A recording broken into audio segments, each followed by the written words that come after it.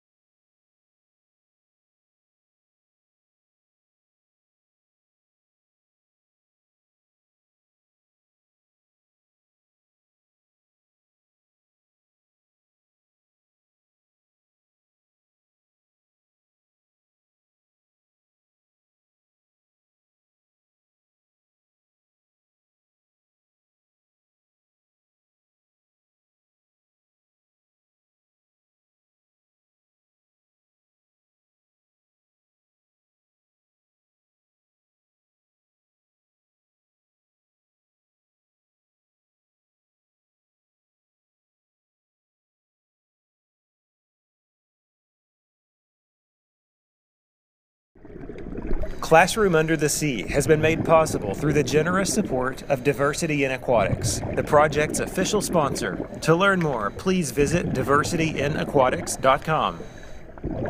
Additional support for Classroom Under the Sea has been provided by the Atlantic Ranger Scuba Club, by the Sun Chaser Project, promoting solar education, underwater education, and nonviolent education, by PADI, the Professional Association of Diving Instructors, by Jules Undersea Lodge, with more information online at jul.com, and by the Roane County United Way. Classroom Under the Sea has been presented by the Marine Resources Development Foundation on Key Largo in the Florida Keys, and Roane State Community College, one of Tennessee's community colleges.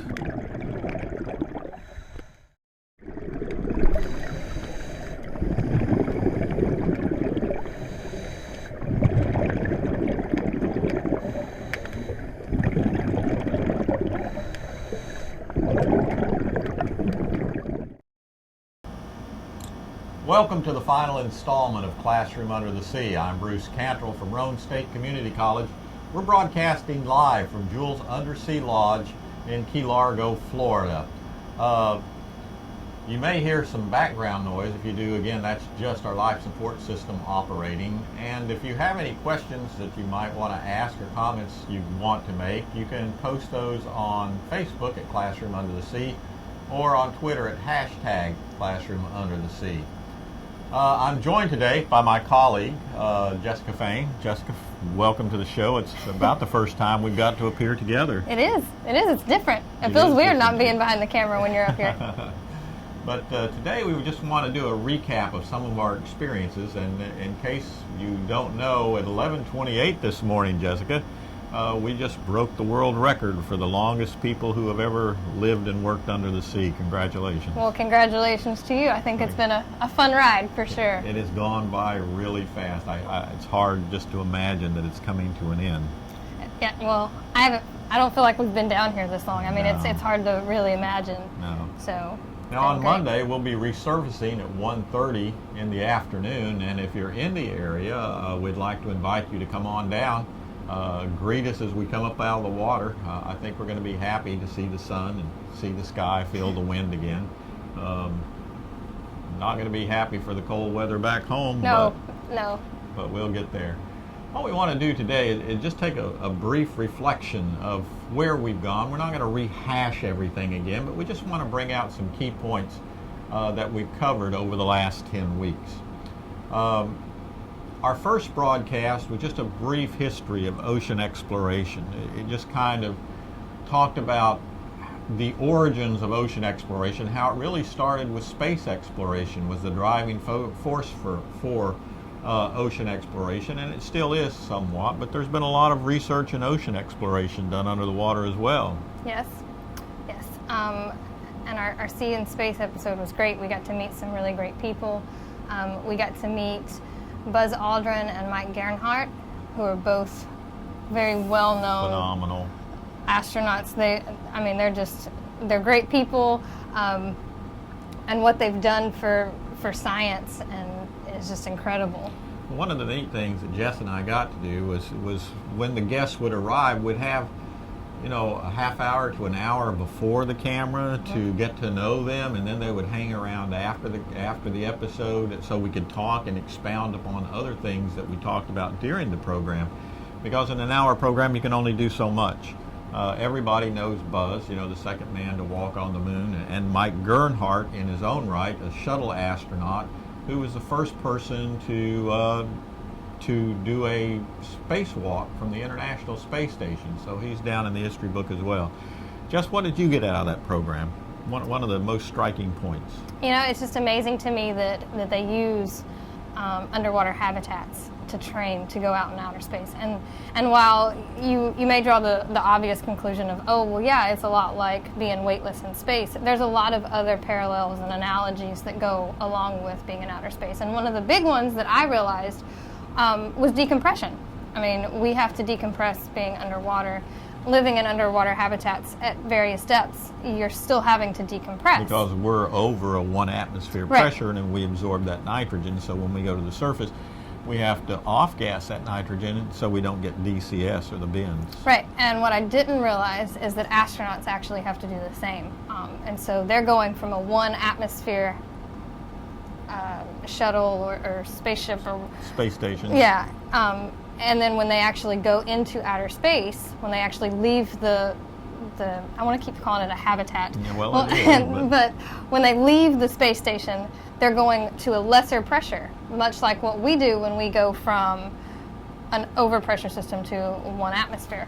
And so they have to decompress the same way we do. I learned that as well, and it was, I don't know if they could see the shock on my face during the program, but when Mike Gernhardt was talking about that, I never realized, and I asked him the question, golly, I just thought you're under 1 atmosphere. I thought you just put on a space suit and went out. And he told me very quickly that if you do that with 1 atmosphere, you're going to die right away. So they actually have to spend the night in the lockout chamber to decompress. We decompress to get back to 1 atmosphere. They're decompressing to get from 1 atmosphere down to less than a half of an atmosphere. I thought that was very interesting. And the excitement that they both have, 2 icons of space exploration that are pushing for space exploration even today to the moon, beyond, and the subtle disagreement they had, Buzz Aldrin wanting to go to the surface of Mars, but Mike Gernhardt has an argument for going to the moons of Mars and then just shuttling back and forth. I thought that was an interesting give and take. Yeah, and they were great. And I really enjoyed the next one, the predator prey with the lionfish. I mean, that one. That was probably one of the most educational, most interesting programs we had. I really enjoyed sitting down with Lad Akins from Reef. And what I really enjoyed learning about was why the lionfish are such a problem. Being down here with our students, we know that the lionfish are here, and we know that they're a problem, but I didn't realize how big of an impact they're having. In fact, one of the slides we actually didn't get to see during his broadcast was to show the growth rate of the lionfish and where they are in the United States.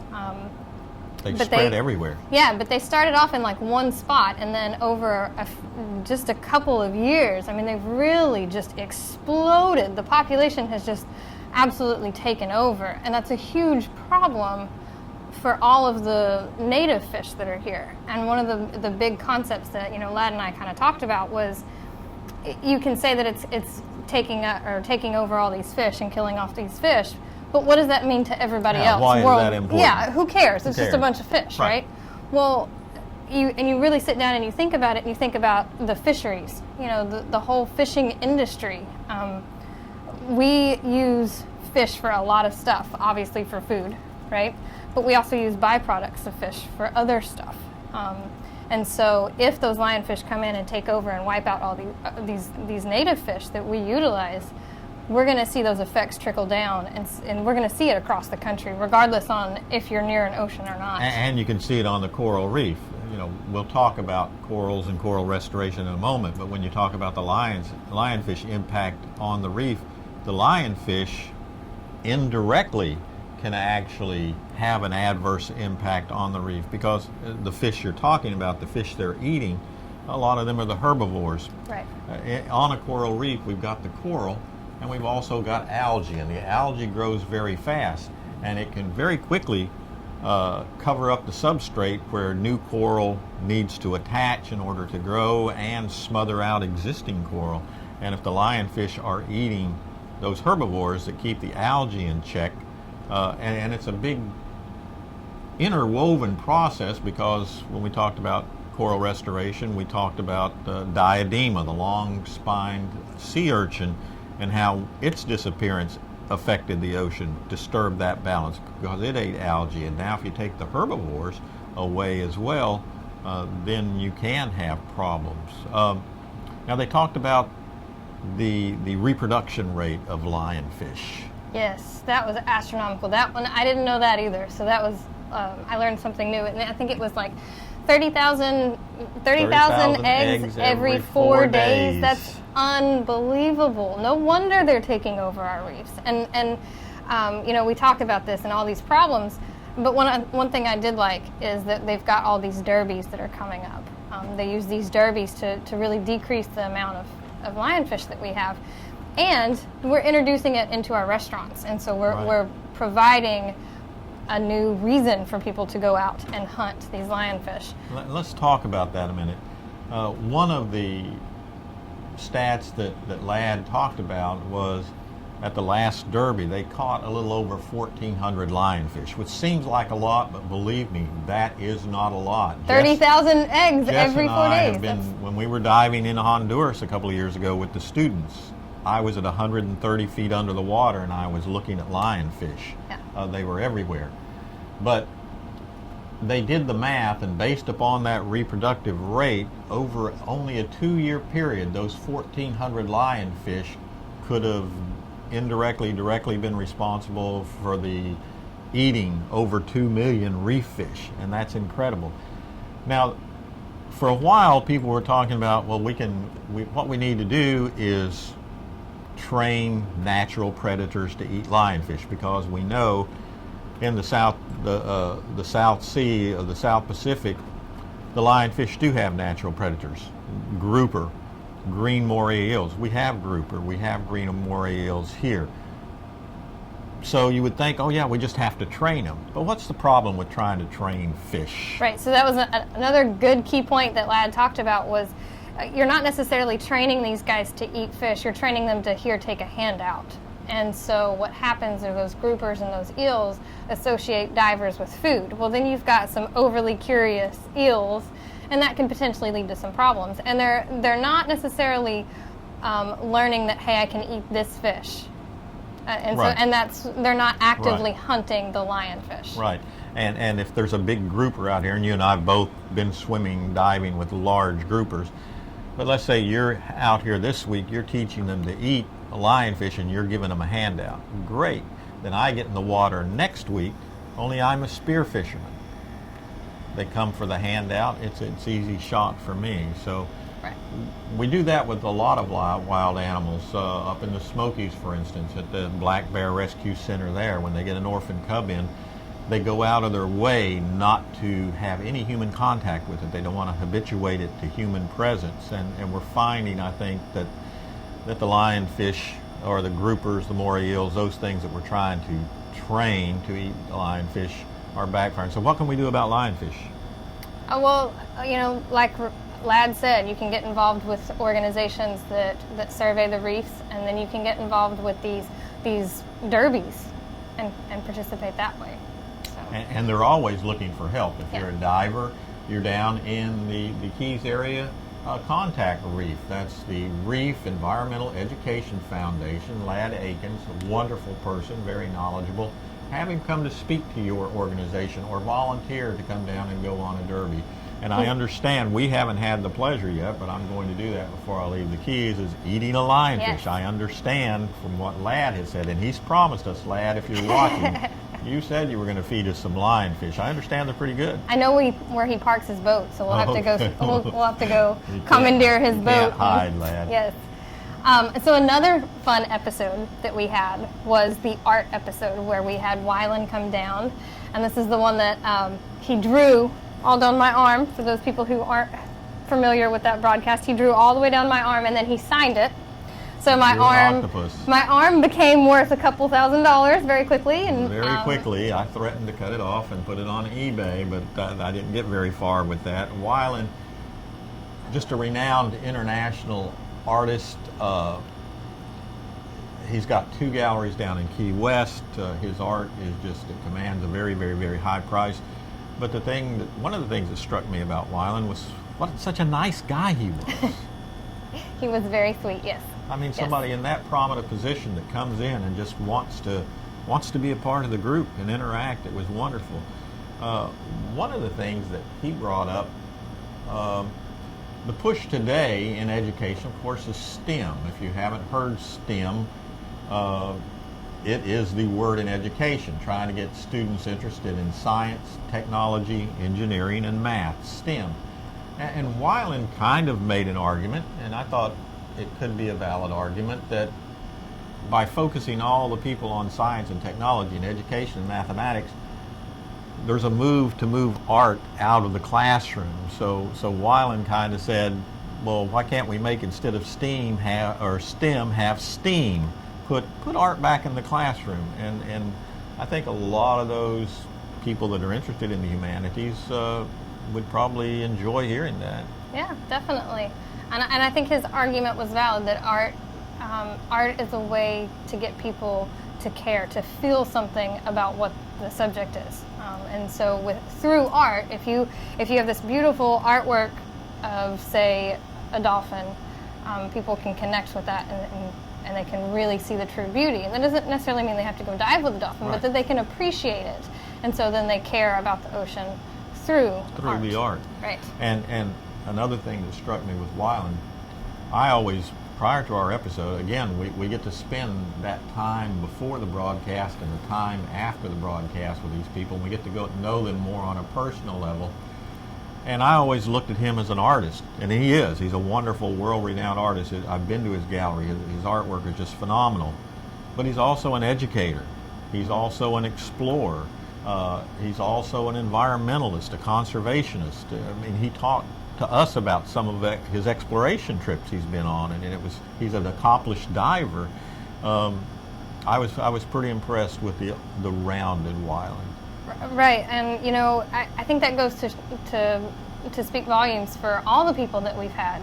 They've all been very interested in what we're doing. They're very interested in education because they all recognize the need to get this information out to people. And so it's been really great to have so many people in so many different fields all have a very basic, we need to educate people about the oceans and the need to conserve our oceans and protect our oceans. You know, when we started this program way back when, I mean, before we even entered the water on October 13th, we had 14 months of planning and work getting ready. And for a while, when we came up with the neat topics, and there were so many topics, to narrow them down and focus on the ones that we figured might be most important, I was kind of worried, oh my gosh, where are we going to get these speakers? We're just a little community college up in Tennessee. Nobody's heard of us. But I was impressed that once these people found out what our mission was and what our audience is, to get our young people involved in science and caring about science and finding out science is still fun, we had the people, the top people in the field, didn't hesitate to come down and join us. And we had people come from, neighboring islands and people from Malta. When we had the archaeology episode, we had two people. We had Craig McLean, and then we had I just went blank. We had Cory Malcolm. And Timmy Gambon. Gambon, sorry. Ooh, sorry guys if you're watching. We had Craig It's McLean been a long as well, 60-something days now, 69 days Craig exactly. McLean was interesting as well. Yeah. So let's just jump then to Cory Malcolm. Cory Malcolm's with the Mel Fisher Museum, Maritime Museum down in Key West. He's head archaeologist down there. And we had Timmy Gambon from the University of Malta. That's over in the Mediterranean. He came over here just to be on our program, and it was so interesting that you have two archaeologists so far apart, and yet they're so close together on what they believe and how they work and how they want to get things done. Yeah, and it was really neat to learn that they're both in archaeology, but they do different things. Cory Malcolm does he does a lot of shipwrecks around here, around the Keys, and then Timmy Gambon does a lot of plane wrecks. And I found that really interesting. Because everybody, you're right. Everybody thinks of boats. Well, I'm going to be an underwater archaeologist. I want to see this shipwreck and that shipwreck. But as Timmy pointed out, there's so much more history than just boats, and like you said, he started on shipwrecks, planes. Planes. And now I guess he's probably the only, if at least the foremost authority on underwater archaeology of planes, and he had some neat diagrams. A couple of things they did. Let's go to Cory Malcolm here with his plane, how they've taken Timmy Gambon, with his plane. I'm thinking ahead of myself here. It's okay. It's the pressure, I swear. That's the pressure that's exploding my brain. But here you can see the plane, and it's kind of neat how they can take the archaeological data and then overlay it with an outline of the actual type of plane, and it's a great aid in mapping the wreckage. Yeah, and that's, you know, one thing that's really neat about the archaeology is, to me, I just feel like in this day and age, we've seen everything. You know, oh, well, there's no more pirate ships, or there's no sunken ships, sunken treasure that we haven't found. And that's definitely not the case. You know, it's there. It's there, and they're finding new stuff all the time. All the time. And what's really neat about that is, again, this relates to everybody. It doesn't just relate to people who are on the coast. Yes, those shipwrecks and those plane wrecks are really interesting to dive on, and that plays a huge part in tourism. But like what they were talking about, where they found an insect on a shipwreck. Yeah. And now the insect doesn't sound like a whole Cory lot. Malcolm was talking about that. It doesn't sound like a whole lot. It doesn't sound like it's a big deal. But for a scientist to find an insect on a boat or on a shipwreck and say, okay, well, this bug is from a totally different country, and yet it's related to the species of bugs that we have here, that links us to, okay, well, maybe what we originally thought isn't necessarily true. And so it could change our history, you know, just a little bit. Because, you know, I don't know where this ship came from, but I know this bug comes from here, so it had to have been at this place at a particular time. Right. Another thing Cory was talking about that I really, I don't want to spend too much time on this, but there were so many neat things, and now there's a tendency to try not to disturb a lot, and they came up with a new process of basically a three-dimensional photography, Right. where they set all the cameras up and they take all the cameras around it, and then you can computer generate a 3D model, and you can turn it any way you want to, Yeah. and be able to study it without digging it up. And that's it on the screen. And to have that kind of a tool to help you with your research, you can take it back to the classroom, the laboratory, you can study from any angle you want, and it's wonderful, and you don't have to disturb. Well, and I think that helps for remote sites too. You can take a 3D image of a site that's really hard to get to, something that's maybe really a little deeper than what normal divers can get to, and it makes it a lot more accessible. You can take that 3D model, take it back to the lab, and study that 3D model, and have a better dive plan for the next time you want to go out, and you know exactly where you want to look. Just a couple more points on the underwater archaeology. I was interested to learn that after a wreck has been down there, we think about, well, these wrecks are down there and they're deteriorating and they're going away, and pretty soon it's going to be gone. Right. Not true. Yeah, I was pretty impressed as well to learn that they actually kind of, to reach a state of equilibrium. So the decay kind of stops and it just kind of sits there in a happy medium, if you will, until something disturbs it again and changes those conditions. And if you go down and you map it 3D, if you do excavate, you've still got that record for Freezer Scholars, or if you choose not to excavate, because another point that they made was sometimes you can't excavate, because, believe it or not, the law that protects the animals and plants growing in the ocean in protected areas will supersede the science of archaeology. Right. So let's jump ahead to the ocean exploration. Sure. That one was really neat too. We talked about going to all different kinds of places, all different kinds of depths, and just... That was wonderful, wasn't it? Yeah, and talking about some of the historical figures. Yeah. I'll let you handle this one, because this is your favorite, I know. My favorite. But kind of talk to us a little bit about some of those first ocean exploration people. It seems like everybody we've had on our show, even Wyland, the artist, when you talk about where did you get your inspiration, everybody pointed to one man, the guy in the red cap. Everybody's hero, Jacques Cousteau. He was the icon. He got it started. And one of my favorite guests, I mean, I grew up watching Jacques Cousteau, and one of the things Jess and I have tried to point out is that it doesn't matter where you're at, or how you grow up, or where you grow up. We grew up in landlocked Tennessee. I never, believe it or not, saw the ocean until I was 18, and all growing up I watched the movies of Jacques Cousteau, the undersea world of Jacques Cousteau, and it was such an inspiration. I used to daydream about being out there, but now here we are living under the water, and one of our guests, Richard Hyman, was actually a crew member aboard the Calypso, and he spent the night with us that night. And to sit here and be able to talk to somebody, you know, I was dreaming the dream while Richard was living the dream. Such an inspiration, but that was just a part of it. Then we got on to ocean exploration, more current. Right. And we were talking about the new sonar equipment that they have. That you and I actually saw back in July. We attended a symposium at Florida State University up in Panama City, the Panama City campus. We got to spend most of the day with Mike Zinser. Hi, Mike, if you're watching. It was good to spend time with you. And tell us about that.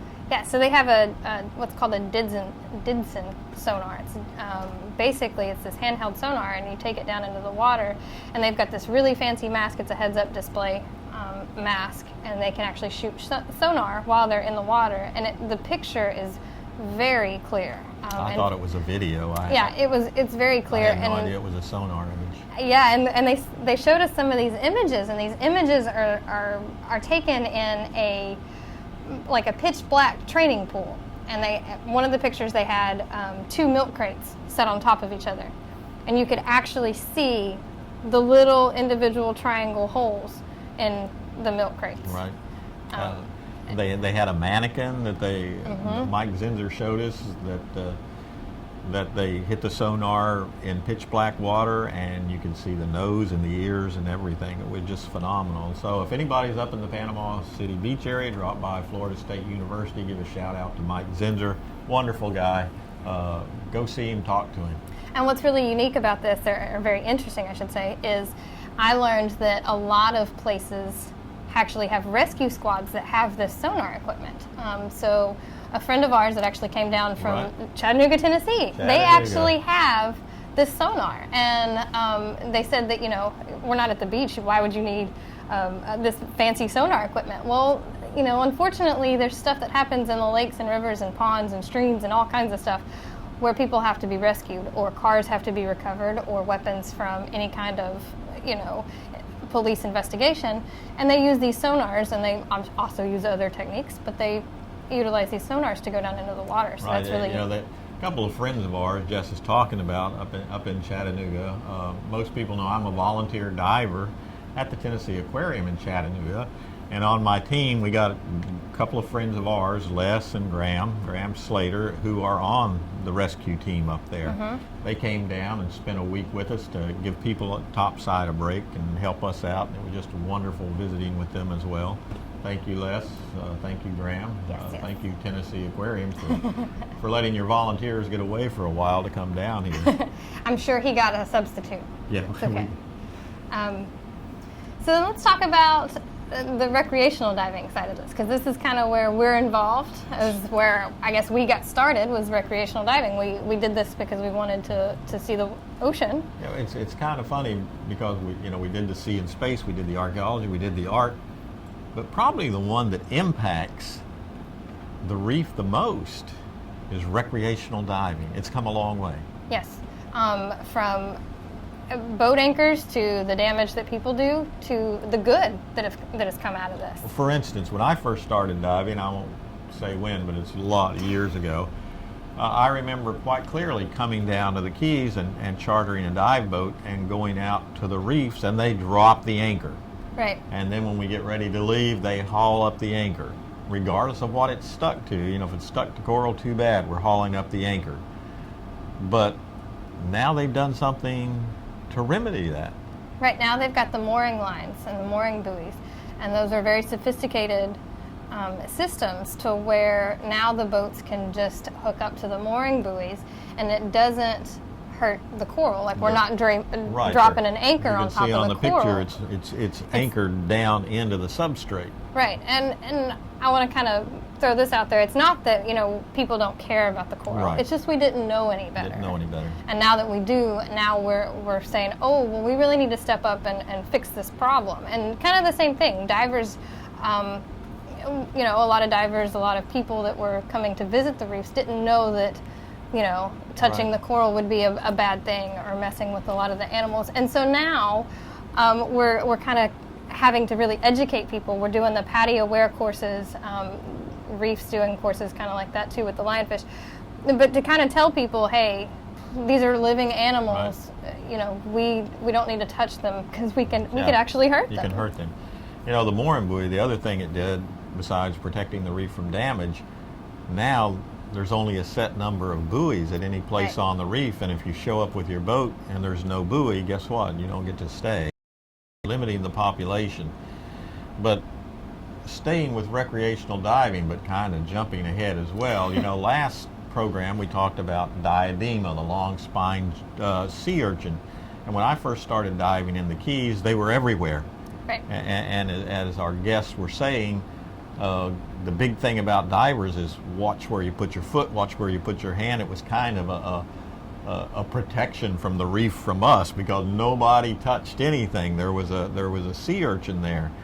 And then in the early 1980s, some disease came through and literally overnight the sea urchins were gone. And now when you go to a reef, if you're not a good diver, you don't have good buoyancy, guess what you're going to do? You're going to grab something and it's going to be part of the reef. Or kick something. Or kick something, which is not good. So they found out, and the sea urchin ate the algae that we talked about earlier, which also impacts the coral reef. So diving is a great sport. Jess and I love it. We've been diving together in a lot of places, seen a lot of things. There's a lot of neat things to experience out there. Back in July, I've seen the video you got of a sea turtle that decided to pay you a visit, and I've got a video of a great Spotted eagle ray. spotted So eagle jealous ray that I went wasn't right on by that us. one. It was just wonderful. But then you've got other divers. We practice our art, you know, not being humble, but we're pretty good divers. A lot of times we see people on the reef when we're diving that aren't good divers. What would you say to people that are going to come on the reef? I would definitely say to work on your buoyancy, work on streamlining all your gear, and just try to stay off the bottom. Be respectful. Pay attention to what's going on. I see a lot of divers, even in the lagoon, and I know that we have a lot of newbies out in the lagoon, and I understand. I was a newbie too. But just pay attention, you know? Pay attention to where you're at in the water column for sure. And when we say stay off the bottom, we don't mean just barely stay off the bottom because you can't see what's going on behind you. I've seen many divers that are good divers, but they're so close to the bottom. Every time they kick, you churn up a water eddy and it brings the sand up. The sand comes up, it settles back on the coral. You know, maybe one diver, who cares? When you get 10 divers, 100 divers, 1,000 divers, that's a lot of sand landing on the coral.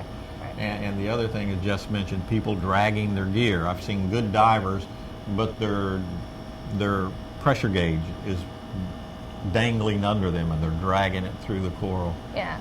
And I think the, you know, PADI, NAUI, SSI, I think they do a really good job of stressing that to the instructors, and the instructors then stress it to their students. I just think it's kind of lost a lot of times in practice, which is understandable. But again, I think it goes back to practice diving. Get out there, do it more than just once every other year or so. We encourage everybody to go diving if you can. You know, almost 79% of the ocean, 75% of the world is covered by water. That only leaves a little bit of land, and you and I, we can attest to the fact there's a lot of neat stuff to see underwater, but don't touch it, don't intimidate it, don't feed it, and check your gear. Yeah, for sure. Okay, we'll move on from recreational diving to our last program, and it was a very interesting program as well, on coral restoration. Yes. You know, I really enjoyed talking about the coral. I just think that it's one of those things that people know that it's out there, but they don't realize what it is and why it's so important to us. And again, it kind of goes back to this kind of the same concepts that the lionfish touched on.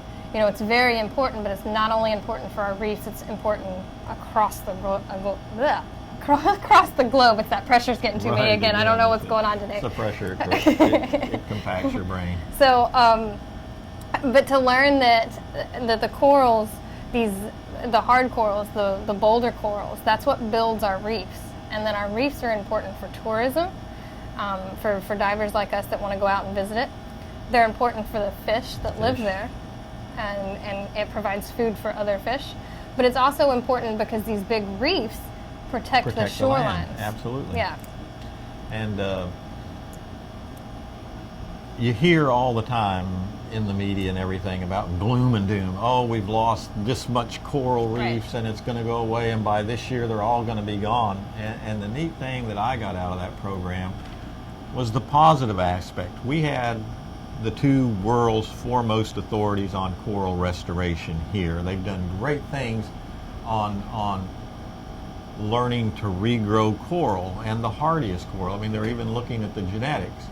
And like they said, if you know there's a place that's been devastated for whatever reason, a disease, a storm event, whatever, they will go out there and see if there's any coral left, because this is going to be the hardy coral that can live through that.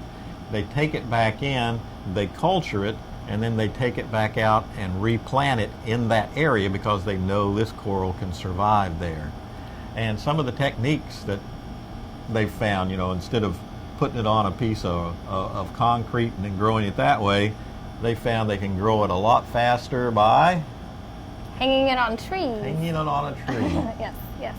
The branching corals they actually put on these PVC pipe, and they hang them, and they just take these little fragments, and they eventually prune them, and then they just grow and grow and grow, and then when they're big enough, they go out and they transplant them out onto the reef. But what's I think a lot of people can identify with this is when they first started diving, they saw these huge reefs that were, I mean, covered with coral. Right. I mean, there was huge branching corals, huge boulder corals, and so they really liked what they were seeing. And then they haven't dove for a while. They've been out of touch with the ocean, and then when they come back, they're not seeing those huge branching corals and those huge field of corals. It's all kind of dead and rubble, and so it's not as pretty. And so a lot of people are going, man, you know, yeah, it has declined. It's disappointing. Well, when I said earlier that, you know, you hear about the doom and gloom, there is some doom and gloom. Coral reefs have been on the decline for a variety of reasons. It's just not people, it's everything. Right. But it's not all a downhill ride. It's not a downward spiral. With the work of the Reef Restoration Foundation here in the Keys, with Mote Marine Laboratory, they're turning the corner on this, and by learning the techniques to grow the coral very, very faster, you know, they were talking about having literally thousands of corals growing, where in the wild it would have taken, you know, in a couple of years, where in the wild it may have taken 10 or 20 years. Right. And one of the most interesting things was the work at Mote Marine Laboratory, where you might have a huge brain coral or boulder coral that might have been 100 years old or more, and it's dead. But now you can take a sample from another one, break it up again, keep cultivating it till you get enough plugs, if you will, take them and position them and glue them to that coral. Then they'll spread out around it, because the base of the coral, the coral is only alive on the outer surface. The rest of it is just a substrate. And if you get those on the outside, they'll spread out. So instead of taking hundreds of years to grow this big coral, now we've got the coral healthy again. Right, right. And that's just amazing that they've been able to do that in such a short amount of time.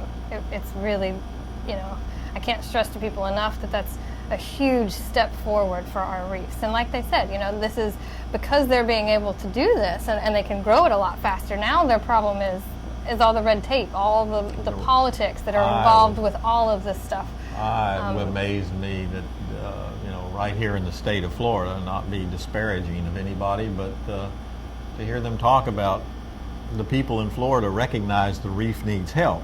Here you have these people that have the coral ready to go transplant, but every time they want to put it in another area, they have to go fill out the same paperwork they did, so they've got thousands of corals ready to go out and be transplanted. But they only have paperwork for 100. But they don't have the paperwork. Right. People, politicians, I'm a former state representative. I know how the system works. Some things can be fast-tracked. If you're a politician in Florida, loosen up the paperwork. We can do something about our reefs. We just need your help. Help us out here. And that goes for worldwide. I'm sure it's not just Florida. I'm sure there's lots of places because there's red tape and there's politics involved in everything. We need to cut through the red tape. We can get a lot more done. We're about to run out of time. I just want to bring up one thing here. We've been living here now for 69 days. 69 days in an overpressured system. And we've had fun with the pressure a little bit. Stuff that you take for granted on the surface, early on we found out that cooking, for instance, cooking has special instructions if you go to higher elevation where there's less pressure, but no instructions for more pressure. Right. And so, so funny story, I cook, Hot Pockets or microwave frozen foods, and I'm burning it. And I'm like, okay, wait a minute. I know I'm not that bad of a cook. I like your exploding hot dogs in the microwave. They don't need to know all of them. But, I lived on this food on college, and so I'm like, wait a minute, I know that I can cook, a Hot Pocket with the best of them. Yep. And then I realized... You get that aha moment. Yeah. Oh, God. Oh, there it is. At overpressure, it cooks a lot faster, so you don't have to microwave it as long. And it's not just cooking. Right. If we make a sandwich, they have to send us down bread. Yes. And how do they send our bread? They have to freeze our bread. They actually have to freeze it so that it'll come down without smashing. So the bread's got so many air pockets in it that if you just bring it straight down, the pressure smashes it. And we did that experiment. We had Megan, your sister, bring down a loaf of bread, fresh loaf of bread, and it got down here. It was not very fluffy. No, Speaking of fluffy, my last example, yes, I'm going to bring it up. A week or so ago, you wanted to make Rice Krispie treats, and they brought you down this nice big tub of marshmallow fluffy stuff. Yes. Except? So again, that marshmallow fluff has a lot of air bubbles in it. And so when it came down, I had a brand new jar that was full, and then when it got down here, it was only half full. It had condensed. Yeah, it wasn't fluff, it was mush. Yeah, so I had to microwave it and try and use it then, and I made some really rich Rice Krispie treats, but they were good. And even when Graham was down here from Chattanooga, we talked about him earlier, I just was kidding around and said, I'd like to have a chocolate milkshake. He actually brought me one down, a chocolate shake he had at a local restaurant, brought it down. But by the time he got it down here, the pressure had separated all the solid out on the bottom and all the little liquid on top. So my shake was, because of the fluffy air and milkshakes was gone. And it's really neat too, because we're only sitting at about 24 feet, give or take. Yep. But then Aquarius is sitting down at 54. Yeah, and so their pressure is almost double what it is here. Right. And so there's actually, I've seen a couple YouTube videos of some of the Aquanauts down there that shake up a can of Coke and they open it and nothing happens. And it's because of that pressure. So which can be a good thing. Our Cokes don't go flat very quick down here. Right. We can keep them out because the pressure keeps the carbonation in. Right.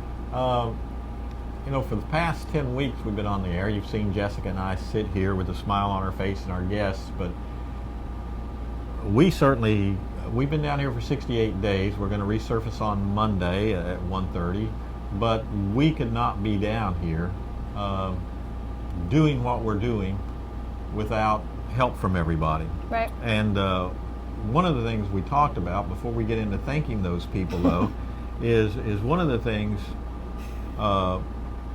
is the connection. Right. The 10 weeks, the connection that we've drawn, the connection we've tried to put out. everything that's going on, everything we've talked about here with those of you who are from Tennessee or Minnesota or the Indiana, middle of Europe or Nevada, or or you know, any Africa, landlocked any state. landlocked place. And that's how everything you do affects our environment down here. So let's talk about the easiest connection to draw with the ocean. Right. And that is that we're all connected by the water cycle, right? And very, very simply, the water in the ocean evaporates, it condenses, it forms clouds. Those clouds are going to end up moving inland. It's going to rain down, and then from there, it's either going to be absorbed back into the ground to use as groundwater, or it can be run off back into... Most of it's running off. Right, and it can run off back into the ocean. It can run off into a nearby stream, lake, river, all kinds of stuff. And so that really does connect us. I know it doesn't sound like a big deal, but it really is. And it's every stream and every river and every lake. We're talking about construction runoff from soil. The soil gets suspended, the sediment gets suspended in the water. You've seen the muddy streams, the muddy rivers. That washes down. And for us, and for most of the United States, it's going to drain down to the Mississippi.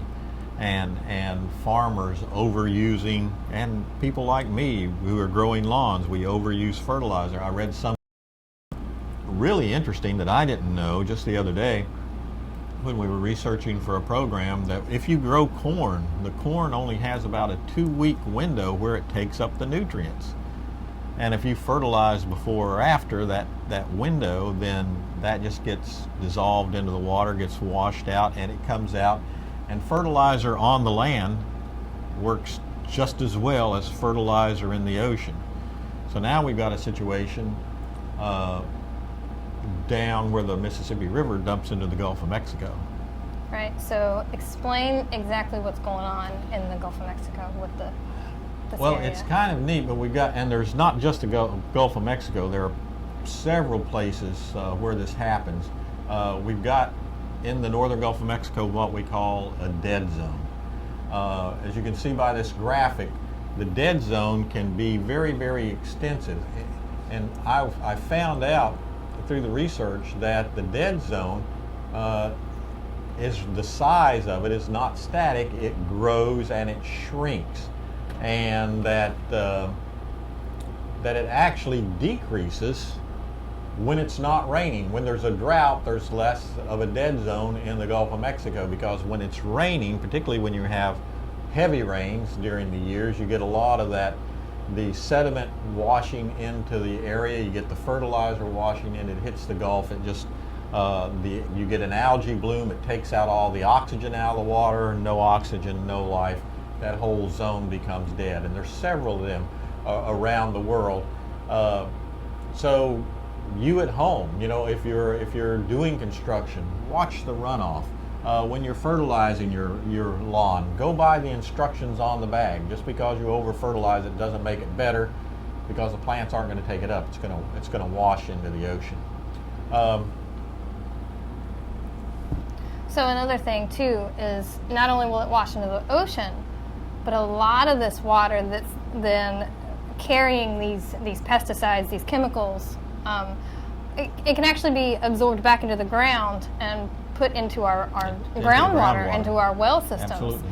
And so I actually just found this out not too long ago, but there's a lot of regulations on wells, where the well pumps can be compared to like your sewage line, because they don't want obviously a sewage line break and then it gets into the groundwater. But there's other things too, like you said, the chemicals, the pesticides, the fertilizers. If you're not using them correctly, all of that can get down into your well water, and then you're drinking those chemicals and those pesticides. That's the thing I was just thinking about. Somebody brought it up the other day.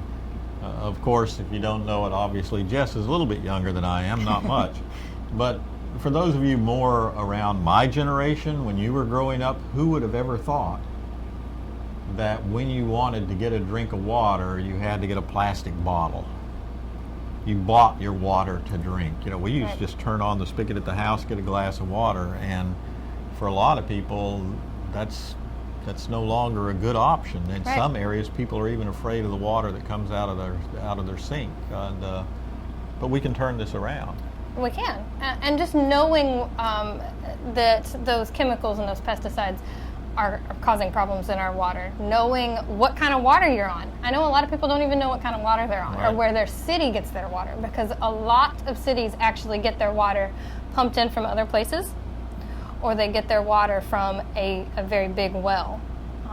And so they'll take that well water and then treat it, and then it's pumped out, and everybody's like, oh, well, I'm on city water. Well, yes, but originally that water was well water, so you also kind of need to pay attention to, where you at. And I know Alexander Cousteau, we talk about the Cousteaus Right. all the time, but Alexander Cousteau is big into freshwater conservation. Freshwater. And she talks about watershed and where you're at. And you can follow her work online Mm-hmm. at Blue Legacy, Yeah. bluelegacy.org. But she brings up a good point. You may think, let's say for East Tennessee, you may think that, well, I'm next to some river, or let's say the Tennessee River, for example, and you may think that that's your watershed zone and that's where all your water comes from, but it may not be. It may Not be a be. different one. Right. And there's all different kinds of organizations you can get involved with for freshwater, and those are all great sources, because again, all of this water eventually goes back into either other lakes and rivers that other people are using, or it ends up back in the ocean. And so we really do need to pay attention to what's going on with our water. Yeah. And you mentioned get involved just with freshwater.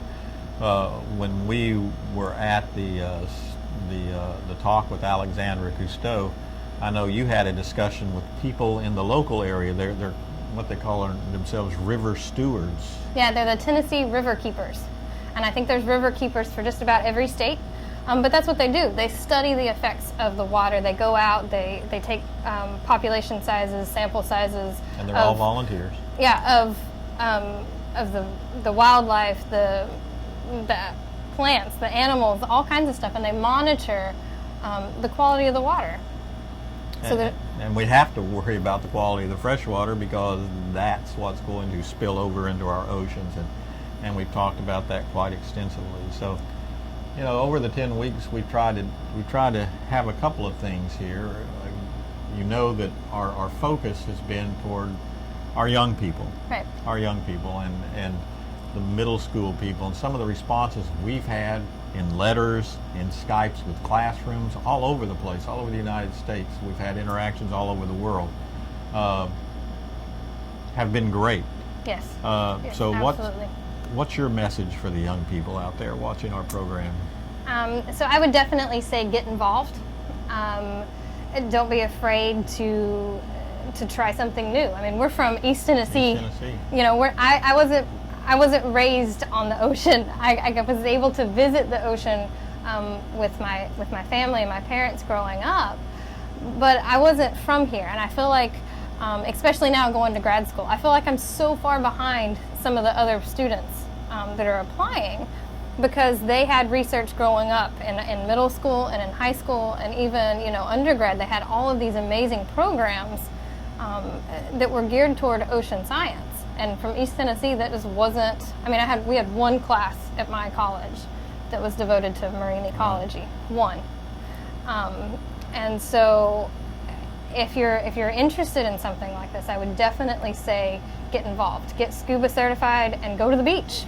Go to the beach. Go dive. And obviously study in school. Yes. The new cool is to be smart. It's okay to be smart in the classroom now. Jess and I, we just didn't get thrown into this situation. Jan Koblik from Marine Resources Development Foundation just didn't wake up one morning and say, how about Bruce and Jess?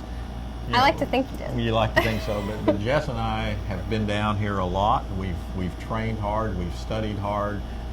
We knew habitats. We'd spent hundreds of hours in habitats. The vehicle is there.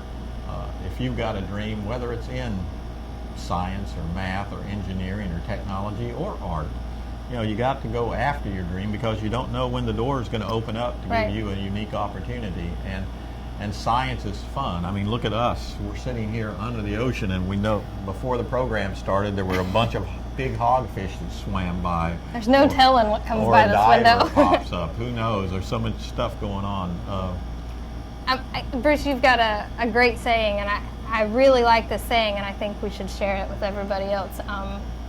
What Jessica and I like to say, she's adopted as well, is luck. I mean, you've met people that say, oh, they're the lucky people. Oh, they've got all the luck. Everything always happens to that lucky person.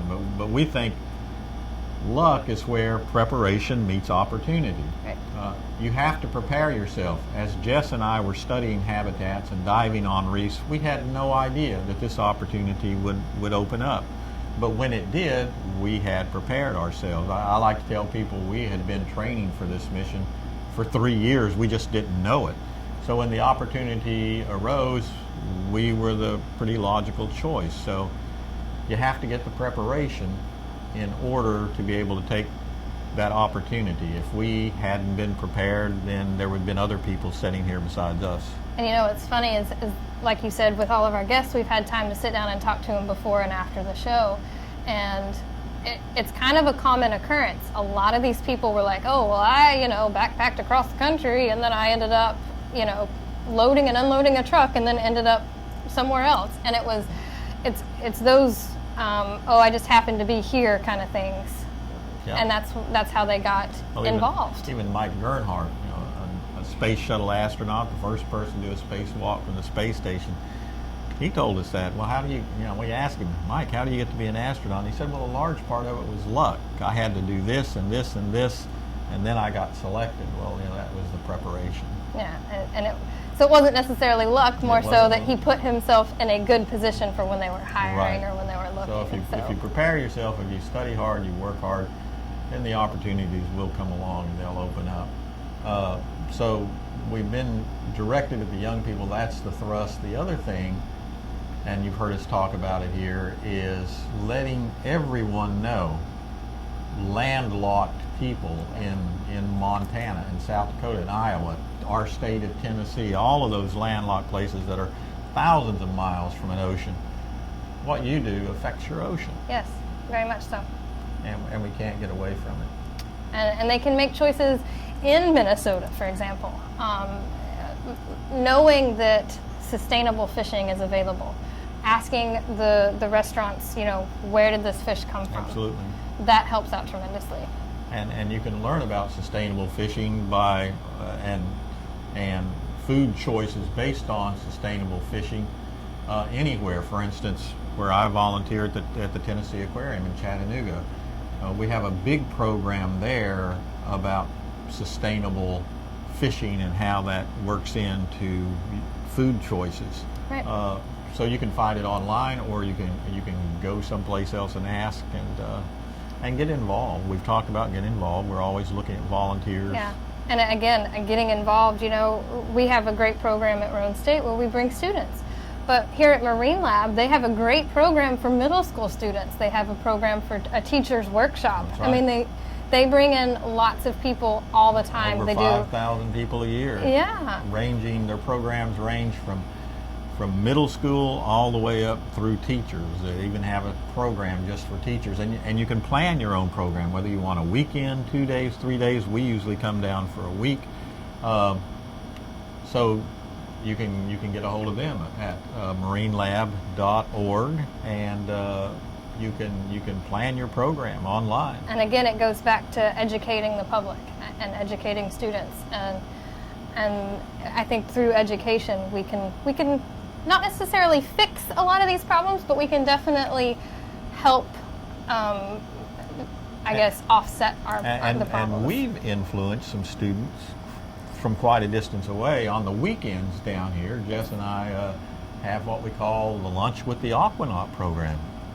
Yes, and we actually hosted students, so we had 2 or 3 students every weekend eat lunch with us, and we would show them a little bit of the science behind the habitat itself. And our last group of students came from? Massachusetts. We've had them from Virginia. Yeah. Massachusetts. A lot of people have come down and taken advantage of the program. So if your school is interested in it, or if you just want your child to be interested in a program, go to marinelab.org, see what they've got to Definitely. offer. Definitely. if you think you might want to spend the night in an underwater habitat here, where not only we broke the record today at 11:28 this morning, we set a new world record, but the previous world record that Richard Presley set in 1992 was in this very habitat. You can go to jewel.com and you can find out how you too can come down and spend the night in an underwater habitat. Yeah, definitely. Well, And we're here because of a lot of people. yes, we are. It may just be us that you guys see, but there's probably like 30 or 40 people that have been least. rotating through here 24/7 through this entire thing. Plus our support staff at the college that Yes. don't get to come down here. Yeah. So we owe everything to them because they're the ones that keep our food coming down. That's a big one. They keep all of our supplies, our clothes. Yeah. I mean, everything. All of our day-to-day living is because of them. Right. Particularly a big shout out to your sister Megan, who's behind the camera now. She's our producer, our director, our script writer, our everything, and she even does our laundry. If I could turn the camera around, I would, but I think she would shoot me. Megan, you could run over here real quick if you want and say hi. No. She's declined that, but you'll see a picture of her here. What Megan has done is put together a kind of a photo gallery of our support that's been down here. Right. Unfortunately, we don't have everybody up at the college, their pictures down here, so a big shout out to Dr. Chris Whaley, Dr. Diane Ward, all the staff that's been tremendous help behind the scenes at the college. Matt, Owen, Celia, Matt, all of them. Celia, everybody, Kathy Smith, There's a whole list of people that we could go down. And there's a lot you can do right now at Roane State. Well, this afternoon, we've even got a group of students who are going to be linking up with Marine Lab remotely. Yeah, they're going to fly the ROV. The underwater, the remote control operated vehicle. They're going to be piloting it here in the lagoon from the classroom in Tennessee. Yeah. And that's available to anybody. All you got to do is get a hold of Marine Lab. Yeah. Say, hey, we want my class to pilot an ROV. They'll set up a program for you. Yeah. It's phenomenal. But again, you see us all the time, but it's not possible without all the support from both the Marine Resources Development Foundation and Roane State Community College. And our friends and family, definitely, Our on friends- Facebook, Twitter, everybody that's that's so constantly supportive. giving us thank yous on tweets. And these things cost money. Yes, All of our yes. wonderful sponsors, you saw Yes. those credits at the beginning. It runs all the way from the United Way of Roane County up to Patty, to Papa John's Pizza. That's just to name a few. You saw those credits. Private businesses. Private business, private individuals. So, without further ado, I guess even though Classroom Under the Sea, this is our last broadcast and we're ending, it's not over. Jess and I will be going places and doing things. We're lining up speaking engagements. Right. We would love to come and talk to your group. Just let us know. We will be presenting at the Space, Earth, and Sea Summit in Houston, Texas at the beginning of May. They've got a great group lined up there. Story Musgrave, a lot of other astronauts. We've got explorers. It's kind of the who's who on people pushing the limits, and we're just honored to be included in Yes, that group. definitely. So if you're in Houston, Texas around the 1st of May, attend the summit. We'd love to see you there. Yeah. Well, guys, we appreciate all of your support. We really do. And again, thank you to our topside support. And we hope you enjoy our little under the sea themed. Last note. Thank you.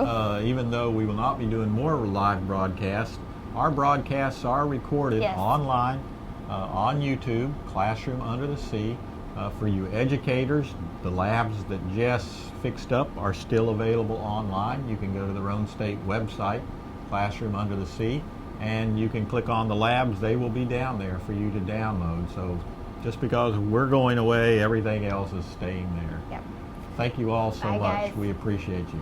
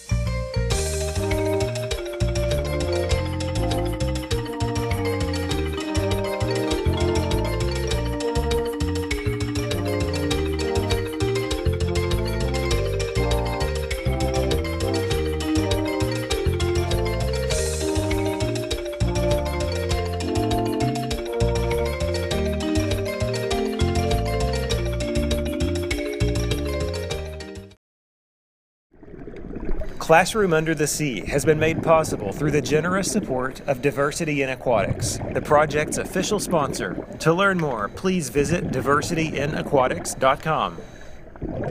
Additional support for Classroom Under the Sea has been provided by the Atlantic Ranger Scuba Club, by the Sun Chaser Project, promoting solar education, underwater education, and nonviolent education, by PADI, the Professional Association of Diving Instructors, by Jules Undersea Lodge, with more information online at jul.com,